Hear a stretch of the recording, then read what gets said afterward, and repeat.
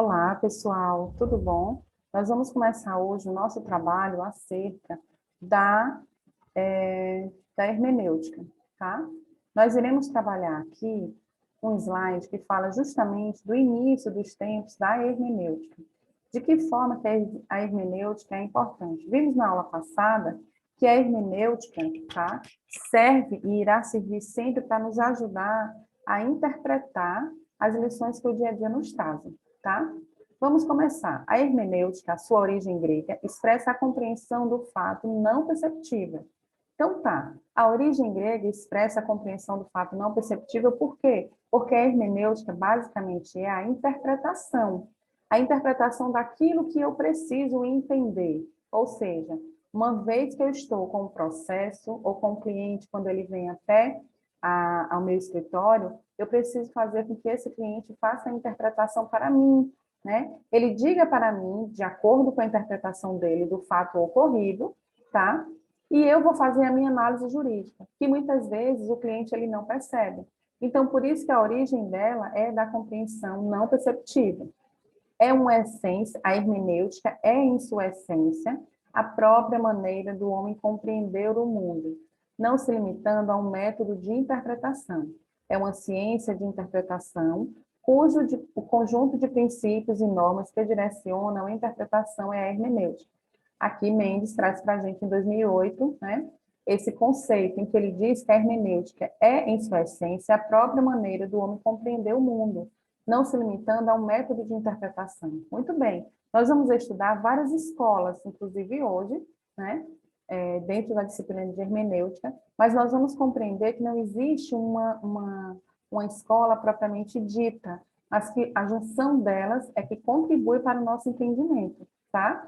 São princípios que favorecem a nossa interpretação. É o que o Mendes diz, é uma ciência de interpretação. Então, o nosso mundo jurídico, ele é um mundo necessariamente que nos permite, tá, fazer essas interpretações acerca do caso concreto, acerca do fato, né, em que o cliente traz, acerca do seu cotidiano, né, gente? Porque a gente há de compreender que, como a hermenêutica é a interpretação, basicamente, a gente precisa saber que essa interpretação está direcionada e ligada em todas as áreas. Eu posso ter hermenêutica bíblica, eu posso ter hermenêutica pedagógica, eu posso ter hermenêutica jurídica, tá? Não significa dizer que eu só irei trabalhar hermenêutica dentro do contexto jurídico, mas que essa hermenêutica na nossa seara é o conjunto da interpretação de valores, de normas, entendem? Aqui, Hermes, a gente vai falar um pouquinho dele, em que traz para a gente o caráter teológico, em que os juízes, nesse período, tá, da antiguidade, né, o primeiro juiz foi Otoniel, escolhido juiz sobre Israel por 40 anos. Imagina aí um juiz ficar durante 40 anos, né, exercendo o seu papel no judiciário, sem dar a chance com que outros aparecessem. Então, Otoniel, ele passou, 40 anos como juiz. O segundo juiz, né, Eude, foi escolhido juiz por 80 anos. Olha que interessante, o outro ficou 40 e 80 anos. O terceiro foi o Sangar, que julga Israel por breve tempo, tá? Ele não necessariamente não computou nenhum ano. O quarto juiz profetiza Débora por 40 anos. O quinto, 40 anos sob a liderança de Gideão. Abimeleque domina sobre Israel por 3 anos. O sexto juiz, né, Tola, domina sobre Israel por 23 anos. O sétimo, Jair, é juiz sobre Israel por 22. A somatória de juizados entre Otoniel e Jefté, 245 anos. Então, gente, vocês há de convir que, no período da história, os juízes eles sempre estiveram presentes, tá, na análise da interpretação das normas, né? Alguns, inclusive, passando muitos anos, como esse aqui, ó, o segundo juiz, 80 anos. Foi o que ganhou de todos, né? O Eude, tá? Mas que, na verdade, essa interpretação está realmente adstrita ao próprio juiz, em que nós, e até hoje é assim, né? Por quê? Porque o Poder Judiciário, nós, quanto operadores do direito, vamos analisar o fato, vamos fazer a nossa petição, entretanto, essa petição estará automaticamente, né, sendo utilizada como uma interpretação para o fato concreto, né? Ou seja, é o juiz que vai fazer essa análise com base nas suas provas e vai definir. Ou ele vai deferir, ou ele vai indeferir. Mas é importante que a gente saiba que esse período, tá? Tanto na antiguidade como nos períodos atuais, o Poder Judiciário cabe a ele a decisão sobre determinado fato concreto. Tá, professora, mas isso em primeira instância. Ok, se na primeira instância você viu e não deu certo o que você queria, né? Você entrou com uma petição, mas não teve um sucesso como deveria, o que é que você vai fazer? Automaticamente você vai ingressar com uma apelação ou entrar com recurso no tribunal, né? Outros recursos. Já na Idade Média, o justnaturalismo adquiriu o cunho teológico, com base nos princípios da inteligência e da vontade divina. Segundo essa concepção, as leis seriam reveladas por Deus. São Tomás de Aquino, entre 1225 a 1274, foi o principal representante dessa corrente. Gente, o justnaturalismo, ele analisava justamente as leis naturais, advindas de Deus, tá? Então, eles tinham muito respeito por tudo aquilo que as pessoas pregavam que seriam normas colocadas por Deus, tá? Então, assim, nesse período da Idade Média, a gente sabe que a igreja ela teve um poder muito grande sobre as pessoas. Por isso que a gente chama do período teológico, né, que está diretamente relacionado à igreja. E que toda e qualquer atitude que acontecia, eles alegavam que seria justamente questões naturais advindas de Deus, tá? E São Tomás de Aquino foi o expoente desse período, tá? Aqui, né, as reuniões que eles faziam. A lei natural passou a ser questionada. Então, tá, na Idade Média, o que prevalece é justamente a força da igreja, o que prevalece são as leis naturais advindas de Deus, assim eles entendiam, né? Mas necessariamente a lei natural passa a ser questionada na modernidade, com a emergência das noções de Estado, de poder e soberania. A unidade que havia no mundo medieval se perdeu com a ruptura dos princípios verticais e unívocos, um rei, uma religião e uma verdade. Nesse contexto político-filosófico nasceu o direito natural moderno, que trouxe um novo método e um novo paradigma, tendo como pano de fundo os 5 pilares fundadores da modernidade. Então, olha lá. A lei natural, então a gente sabe que há períodos sazonais, né? A Idade Média foi um desses, e que as pessoas necessariamente começaram a questionar, não aceitavam, de certa forma, pronto e acabado aquilo que necessariamente a igreja definia. Então, as pessoas começaram, ao passo de começar a fazer as suas interpretações, fazer as suas análises e observar necessariamente que aquele período do justnaturalismo deveria ser questionado, né? E começa a surgir na Idade Moderna o poder estatal, tá? Ou seja, deixa aqui de ter aquele poder central da igreja, mas passa a ter agora, na modernidade, o poder central do Estado, em que o Estado, sim, ele é soberano e ele detém o poder sobre as pessoas, tá?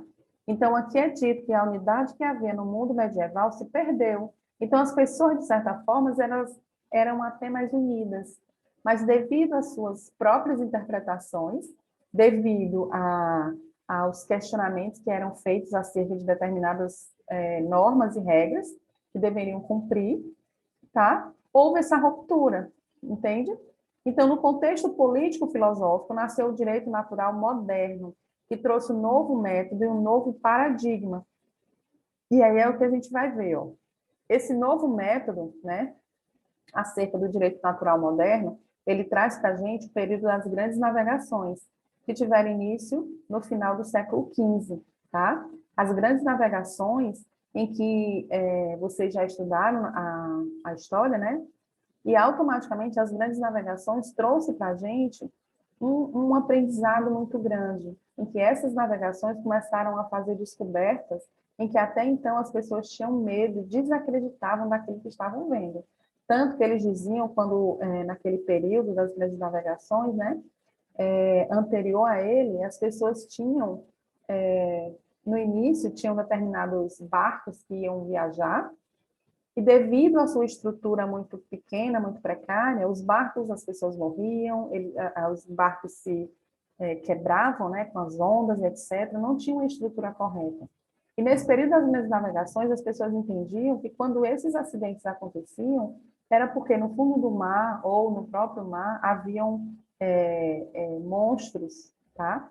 Monstros que engoliam as embarcações, e na verdade não era nada disso.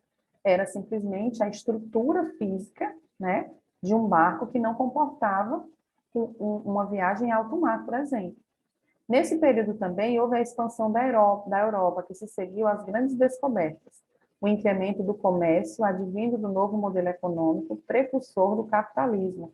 Ou seja, nesse período da expansão da Europa, o comércio ele se expandiu muito, tá? No período também das grandes navegações, havia o quê? Aquelas especiarias que as pessoas viajavam muito para comprar, para revender a preços exorbitantes, tá? E nesse período é que começa justamente um novo modelo de capitalismo, em que as pessoas, né, tinham interesse por determinadas áreas.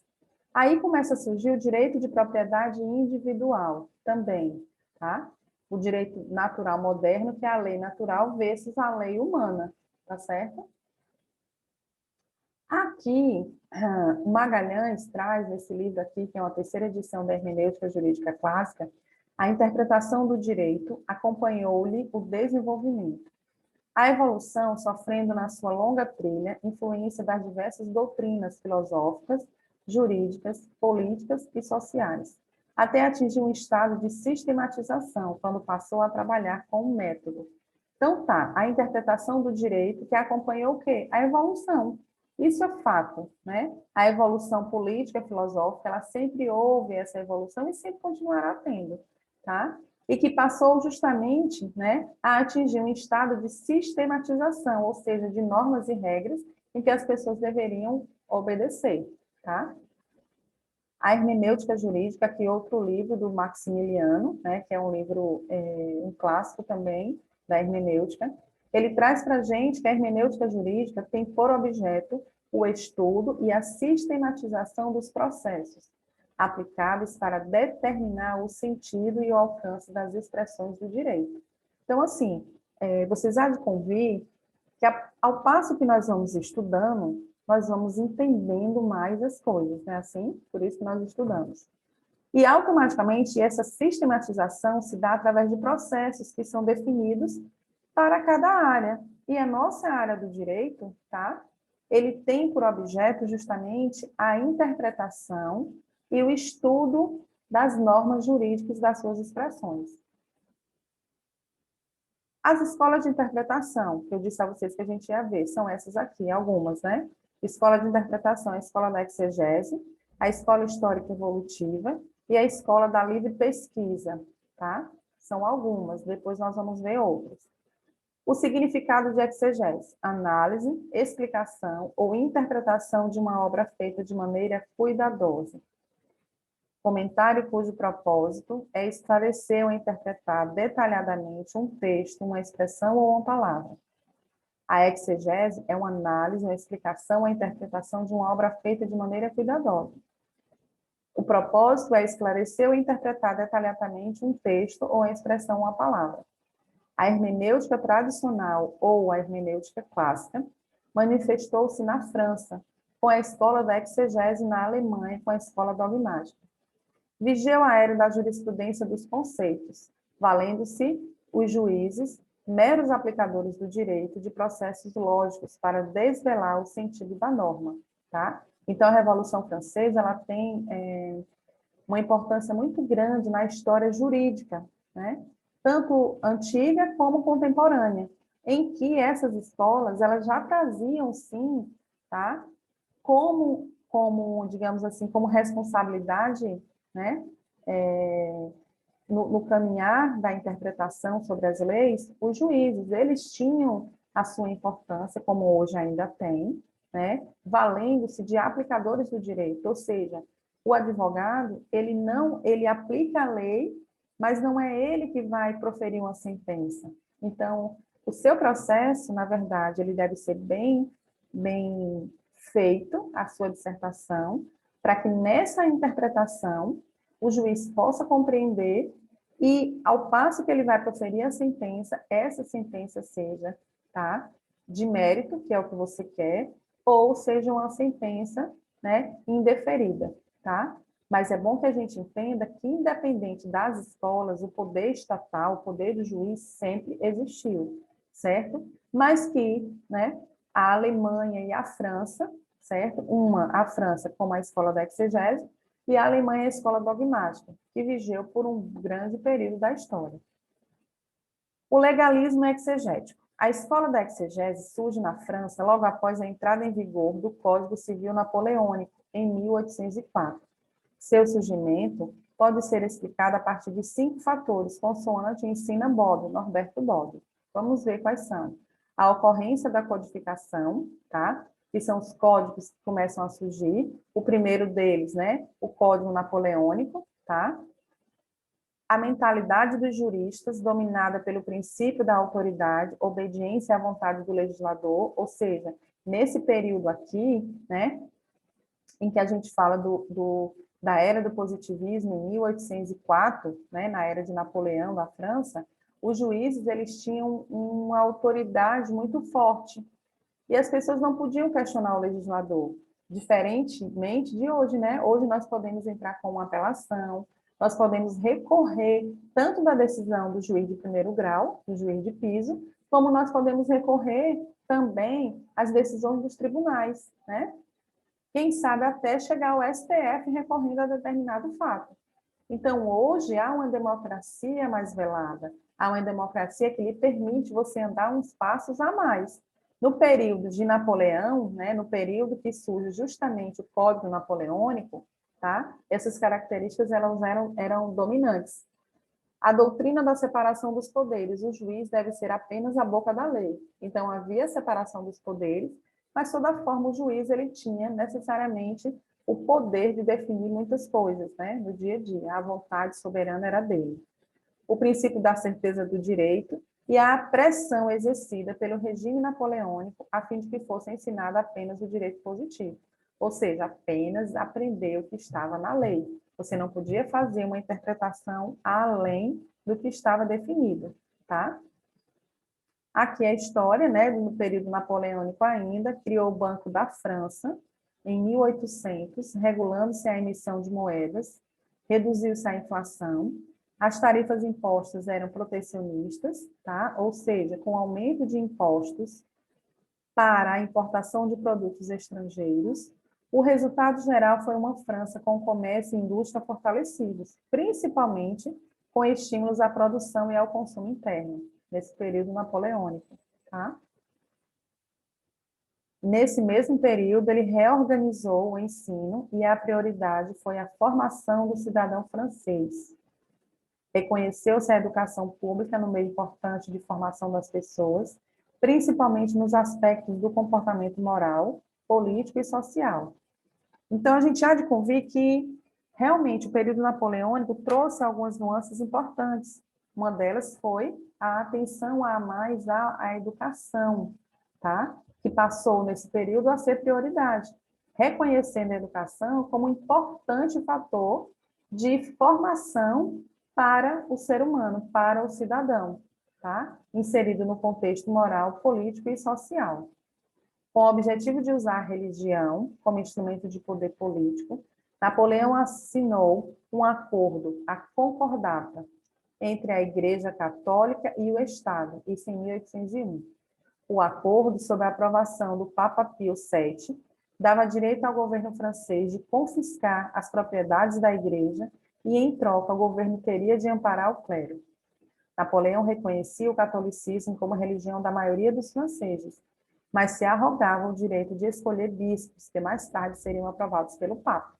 Então, gente, a gente observa no período da história o que foi que Napoleão fez, né, em 1804, quando o Código Napoleônico surgiu, mas, todavia, ele, né, na educação, ele permitiu com que os cidadãos tivessem um poder a mais de formação, tá? Ele entendia que essa formação era necessária.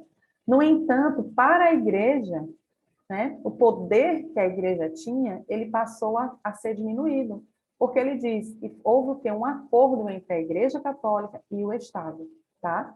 Mas, todavia, né, ele falou que o Papa Pio VII, tá? O acordo foi justamente que o Papa Pio dava direito ao governo francês de confiscar as propriedades da igreja. Então, a propriedade que a igreja tinha, as terras que a igreja tinha, tá? Passaram a ser confiscadas pelo governo, certo? De Napoleão, ok? E aí ele disse que Napoleão reconhecia, sim, o catolicismo como a religião da maioria dos franceses, mas arrogava o direito de escolher o bispo, tá? Que mais tarde seria aprovado pelo Papa. Então, o próprio Napoleão era ele que decidia quem seria os bispos, representantes da Igreja Católica, tá? Ou seja, não passava de um autoritarismo também, né? Já quanto à administração, durante o consulado, Napoleão indicava pessoas da sua confiança para cargos administrativos. Após uma década de conflitos gerais no país, com a Revolução Francesa, o povo francês tinha a esperança de uma estabilização do governo, mas os resultados obtidos nesse período do governo de Napoleão agradaram a classe dominante francesa. Com o apoio desta, elevou-se Napoleão ao nível de cônsul vitalício em 1802, podendo indicar seu sucessor. Esta realização implicou na instituição de um regime monárquico, ou seja, agora vinha a questão do rei, a monarquia em que o rei realmente centralizava todo o poder em suas mãos e as leis ainda continuavam a existir, tá? O poder da igreja também, mas era um poder menor, entende? A gestão, ela estava adstrita ao rei, ou seja, as pessoas só poderiam fazer o que o rei mandasse, mas em contrapartida o rei era soberano, ou seja, faço o que eu mando, mas não faço o que eu faço. O rei, né, nesse período monárquico, é ele que define realmente as normas, mas ele não precisa cumpri-las, tá? Em 1802, Napoleão Bonaparte é nomeado cônsul único e vitalício. Durante o período do consulado, ocorreu uma recuperação econômica, jurídica e administrativa na França. Napoleão realizou diversos feitos em áreas diferentes durante este período. Em relação ao direito, como é que se deu justamente, né, a gestão de Napoleão? Estabeleceu-se o Código Napoleônico, um Código Civil, em 1804, representando em grande parte o interesse dos burgueses, como o casamento civil, separado do religioso, respeito à propriedade privada, direito à liberdade individual e igualdade de todos ante a lei. Está em vigor até hoje, embora com consideráveis alterações legislativas posteriores, né? Por exemplo, o casamento civil hoje, como é que é feito? O casamento civil ele se realiza no cartório. Mas hoje a lei também autoriza que o casamento civil ele se dê no momento religioso, casamento civil com efeito religioso, ou seja, você organiza todos os trâmites no cartório, mas sua cerimônia do religioso, necessariamente, todos os documentos estarão lá para que seja assinado. Por isso que diz casamento civil com efeito religioso, tá? O respeito à propriedade privada, ainda há esse respeito, por quê? Porque cada um é dono das suas terras, entre parênteses, porque nós pagamos IPTU todo ano, né? Mas, de certa forma, a partir do momento que você registra o seu imóvel, que você tem o número de matrícula, aí o terreno é seu. Direito à liberdade individual e igualdade de todos, ou seja, a Constituição profere isso, tá? Em que todos são iguais e que todos têm liberdade, tá? Napoleão também instituiu em 1809 um Código Penal que vigorou até 1994, quando a Assembleia aprovou o novo Código. Minha verdadeira glória não foi ter vencido 40 batalhas. Waterloo apagará a lembrança de tantas vitórias. O que ninguém conseguirá apagar, aquilo que viverá eternamente. É o meu Código Civil. Modesto, né, o Napoleão? Enfim. Napoleão Bonaparte é nomeado imperador da França com o título de Napoleão I, tá? E aí, turminha, é justamente o que ele traz para a gente, né? A questão da história, da vida, né? E automaticamente do que o próprio Napoleão definia, tá bom? Vamos ver agora, deixa eu passar para vocês a questão do outro slide, que esse aqui.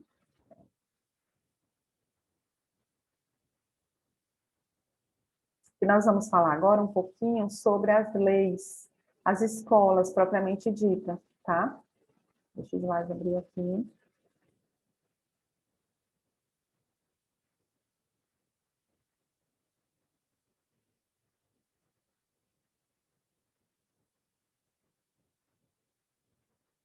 Aqui.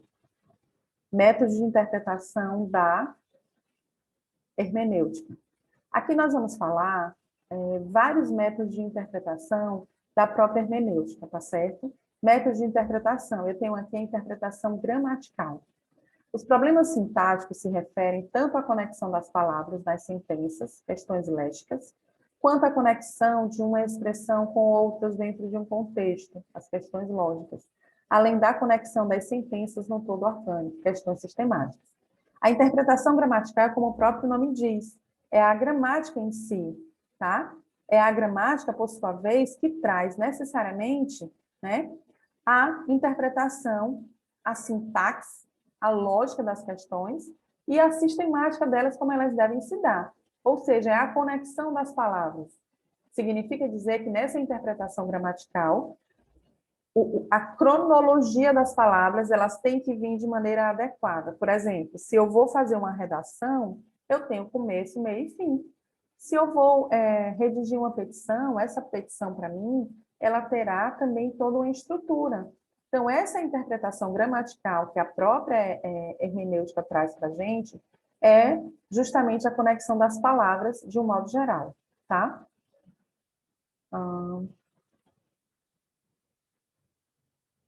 A interpretação gramatical também é chamada de interpretação filológica ou literal, uma vez que visa estabelecer o sentido jurídico, que é a compreensão da norma, com base nas próprias palavras que a expressam. O objetivo é estabelecer a coerência entre o sentido da lei e os usos linguísticos, que muitas vezes se modificam com o decurso do tempo. Aqui Coelho narra esse conceito para a gente, falando em 1981 a importância da interpretação, né, gramatical, ou seja, é fato que no dia a dia nós temos, né, uma linguagem muito comum, muito informal no meio e onde andamos. Mas ao passo que nós vamos dissertar sobre uma peça, sobre um fato jurídico, e até algumas questões na prova, quando vocês começarem a fazer as questões dissertativas, é importante que vocês modifiquem a expressão das palavras. Ou seja, que esse sentido, né, usual do dia a dia, ele deixe de existir e possa ser incrementado para que essa compreensão filosófica se dê de maneira mais expressiva e contextualizada, tá? A coerência entre o sentido da lei e o significado das palavras, segundo a concepção clássica, poderia ser buscada tendo em vista a vontade do legislador, ou seja, levando-se em consideração a época em que a lei foi elaborada ou a vontade da lei, procurando atualizar o significado linguístico presente. A hermenêutica jurídica atual, portanto, atribui à interpretação gramatical a importância relativa, considerando que outros elementos de natureza histórica, sociológica, ideológica e filosófica devem completar o sentido aparente que a interpretação literal de início revela. Então, por que filosófica? Porque automaticamente eu vou fazer essa análise crítica. Por que sociológica? Porque eu vou analisar o que é que a sociedade traz para mim acerca de determinadas circunstâncias. E assim, automaticamente, em todas elas, né? Então, a questão gramatical, ela é importante, a interpretação gramatical, porque faz você compreender que necessariamente há a importância da devida escrita, da devida correta escrita, né? A correção gramatical correta, as palavras que devem ser colocadas no momento certo. Já a interpretação lógica para a hermenêutica, né, é também utilizada para solucionar problemas sintáticos com os quais se deparam intérpretes da norma jurídica, procurando descobrir o sentido da lei mediante a aplicação dos princípios científicos da lógica, enfrentando, portanto, questões lógicas de interpretação. No contexto da hermenêutica clássica, a aplicação da interpretação lógica pode ocorrer no plano lógico formal e da lógica material, Ou seja, o plano lógico formal é justamente essa lógica da escrita e da sua interpretação. Já a lógica formal, no que diz respeito à lógica formal, alguns são os princípios que podem ser utilizados para interpretar uma norma jurídica. Dentre elas, o princípio da identidade, que segundo o qual o que é, o que não é, não é. Isto significa que uma coisa é idêntica a si mesma e não ao seu contrário. Já o princípio da contradição, formulada a contrário senso do princípio anterior, enuncia que o contrário do que é verdadeiro é falso. A mesma coisa não pode ser e não ser ao mesmo tempo. Ou seja, o princípio da identidade é o que identifica realmente, né, aquela coisa. Automaticamente, o princípio da contradição é o que é contraditório a tudo aquilo que está sendo dito. Essa é a lógica formal, em que todos nós sabemos. A contrário senso, tudo que não está expressamente proibido pelo direito está juridicamente permitido. Este argumento deriva da suposição de que há uma plenitude hermética no ordenamento jurídico. Também podemos expressar que a inclusão de um no texto da lei implica a exclusão dos demais. Então, a contrário senso é tudo que está na lei, mas que automaticamente ele afirma: tudo que não está expressamente proibido pelo direito está juridicamente permitido. Ou seja, vamos supor, dentro da área privada, eu posso fazer tudo aquilo que a lei me permite. E desde que eu não seja contrário à legislação. Automaticamente, quando eu falo aqui do contrário senso, né? Tudo que não está expressamente proibido, ou seja, o que está proibido eu não posso fazer. Essa é a lógica, isso é a fundamentação. Já na lógica material, tá? A hermenêutica traz para a gente o conceito de que, diferentemente da lógica formal, que se baseia em princípios tidos como universais, a lógica material preocupa-se com o conteúdo da norma, utilizando-se de um processo científico para buscar meios extralógicos, como, por exemplo, o sentido social e humano do direito.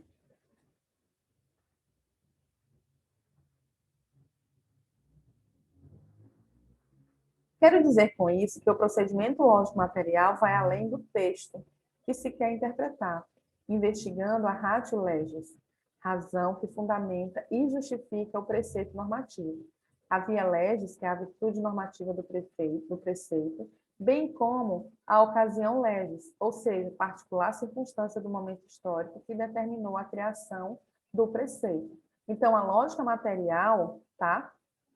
Diferentemente do que diz a lógica formal, né? São os princípios que vão além do texto, ou seja, tudo aquilo que se quer interpretar justificando os preceitos normativos, ou seja, a norma propriamente dita. Já a interpretação sistemática, tá? Consiste em considerar o preceito jurídico interpretado como parte do sistema normativo mais amplo que o envolve. É assim que, para compreender um determinado dispositivo do Código, temos que considerá-lo dentro do sistema geral do Código, ou mesmo em relação aos princípios gerais do direito civil ou do direito privado como um todo, além de sua compatibilidade com a Constituição. Com a interpretação sistemática, também podemos fazer uso da utilização do direito comparado, procurando interpretar o dispositivo de acordo com a sistemática do moderno direito internacional. Então, a interpretação sistemática é justamente como você vai utilizar dentro do sistema normativo, tá? As leis que estão, né, para cada caso concreto, de acordo com as normas estabelecidas pelo direito, certo? E que haja justamente essa compatibilidade com a Constituição Federal. A interpretação histórica e sociológica afirma que, na prática, a interpretação histórica e sociológica se confundem, uma vez que, ao se buscar o sentido efetivo na circunstância atual, ou no momento de criação da norma, mostra que ambas se interpretam, tá? Interpenetram entre elas, ou seja, é preciso ver as condições específicas do tempo em que a norma incide, mas não podemos desconhecer as condições em que ocorreu a sua gênese, ou seja, o seu nascimento.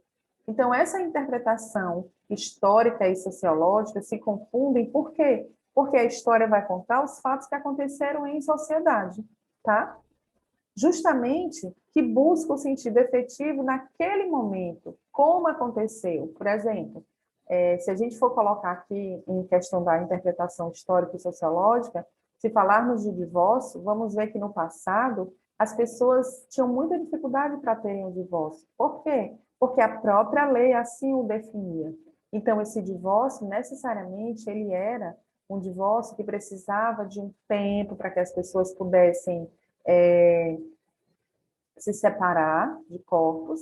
Depois, tinha que esperar mais 2 anos para que a lei autorizasse o divórcio, para que depois as pessoas pudessem casar. Então, assim, era um período em que automaticamente da história, né, fez com que as pessoas começassem a ter uma vontade a mais de perceber que a dinâmica social ela se dá muito mais rápido do que a própria legislação. E aí, automaticamente, tiveram que fazer o quê?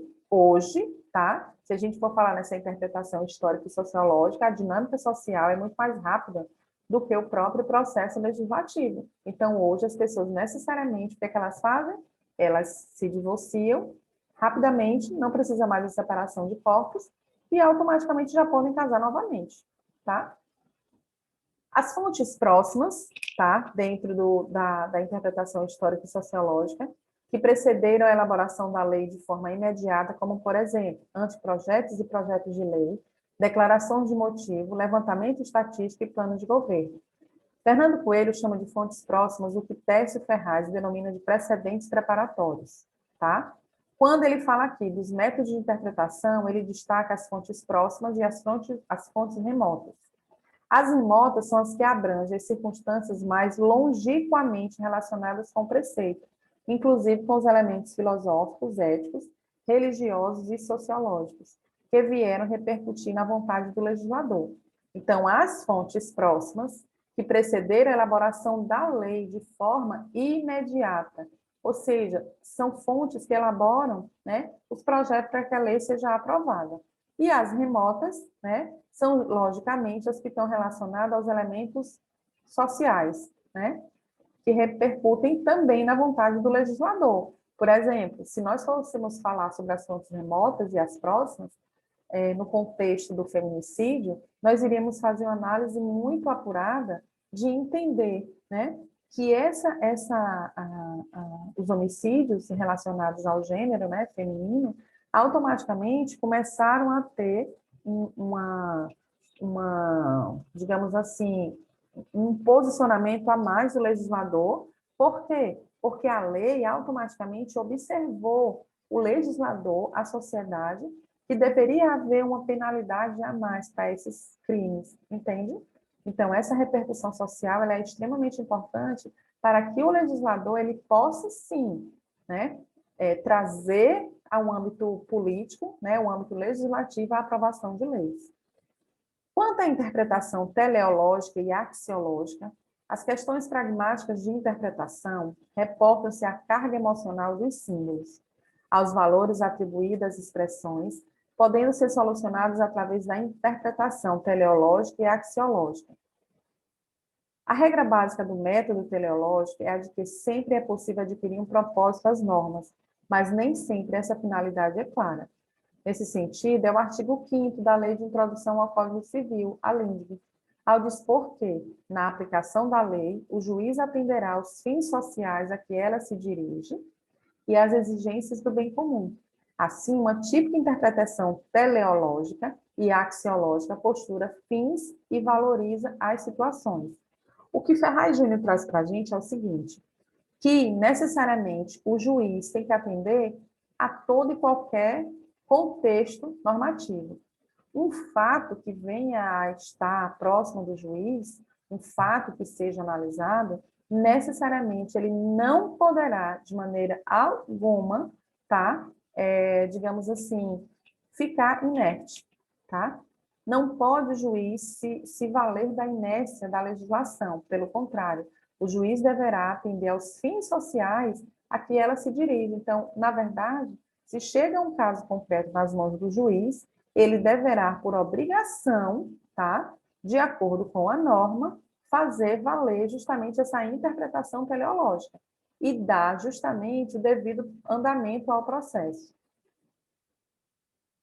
A dificuldade deste método teleológico e axiológico repousa em encontrar uma forma de determinar o que seria esse interesse social, esse fim social, que mereça ser protegido. Isto porque vivemos numa sociedade plural, na qual cada segmento identifica suas prioridades, gerando um conflito entre os mais diversos fins possíveis de serem imputados à norma.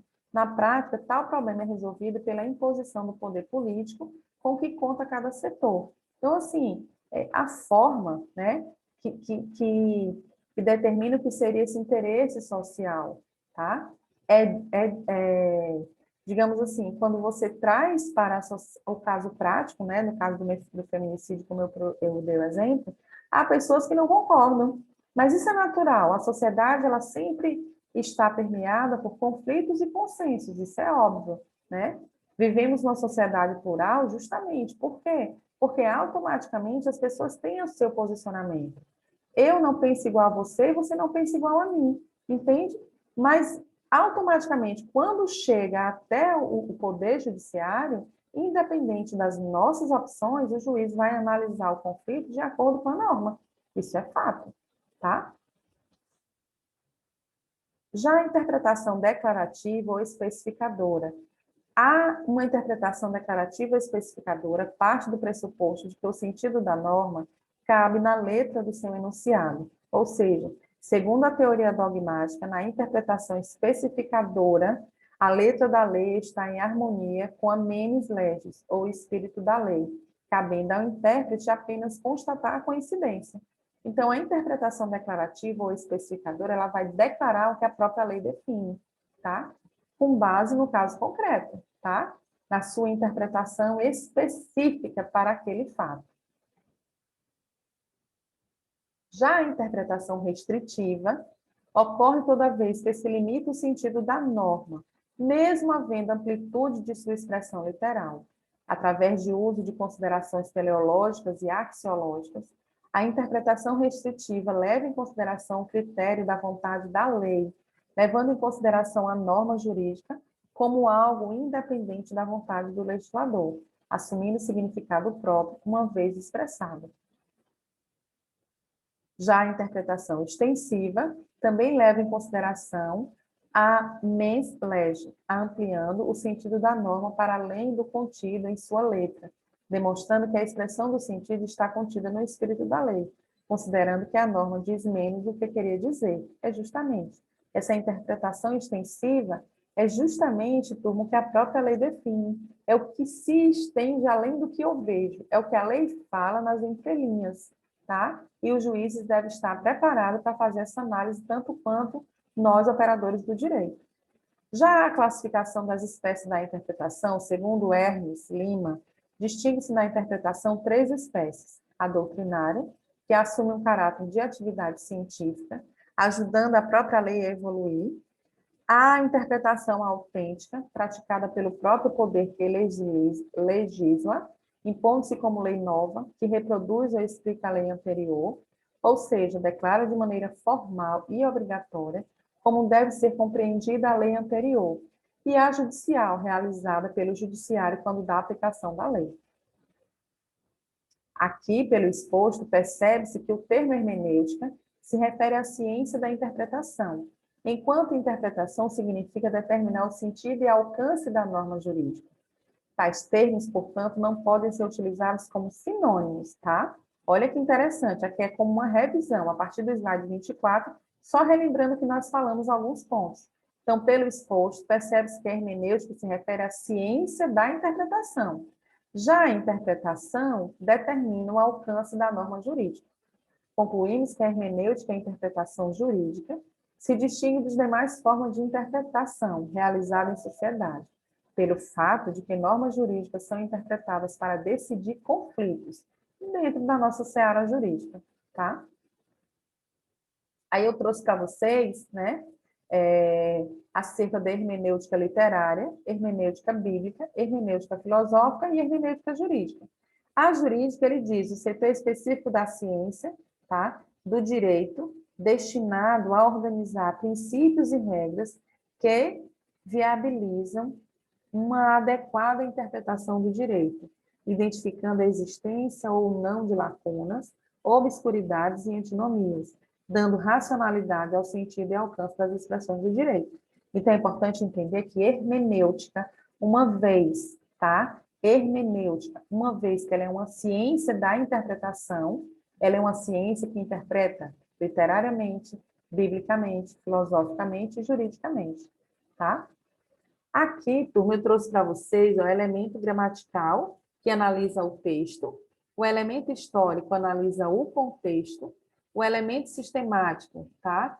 Que é a relação da norma com o resto da Constituição, o teleológico ou racional, né? Teológico é a finalidade, e o genérico, origens do texto. Aqui também, a lei de introdução ao direito, que é a LINDB, que ele fala para a gente o quê? Quanto ao meio de interpretação, eu tenho a interpretação gramatical, lógica, ontológica, histórica, sistemática e sociológica. Quanto à extensão da interpretação, ela pode ser interpretação declarativa, extensiva e restritiva. E quanto ao sujeito, tá? A interpretação pode ser autêntica, doutrinária ou jurisprudencial, certo? E aqui, uma reflexão para que a gente possa encerrar nossa aula. Vá firme na direção das suas metas, porque o pensamento cria, o desejo atrai e a fé realiza, tá? Um grande abraço, fiquem com Deus e até a próxima aula. Tchau, tchau.